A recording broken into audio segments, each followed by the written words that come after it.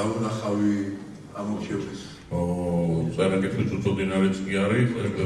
ერთმა მოქალაქემ რამდენჯერმე ჩვენი იდენტიფიკაცია უნდა მოხდეს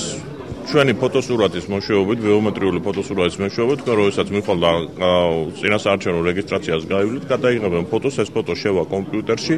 და უბრალოდ კომპიუტერი ავტომატურად ამოაგდებს ნებისმიერ ადამიანს, რომელიც მეორედ შეეცდება, რომელიმე უბანზე სხვადასხვა ოლქში სხვა სახელი და გვერდით არ აქვს ამას მნიშვნელობა, მეორედ შეეცდება რეგისტრაციის გავლას და იგივე მოხდება არჩევნების დღეს. თანამედროვე ტექნოლოგიების გამოყენება მათ შორის ბიომეტრიული პირადობის მოწმობისა ამ თვალსაზრისით გაყალბების შესაძლებლობას მინიმუმამდე დაიყვანს. ამიტომ მე ვთვლი, რომ მიუხედავად იმისა, რომ საარჩევნო პროცესი თვითმმართველობის არჩევნებისათვის მზადება მიმდინარეობს და ყველას კარგად გვესმის, რომ არ მოესწრება ამ ყველაფრის გაკეთება ახლა უკვე თვითმმართველობისათვის,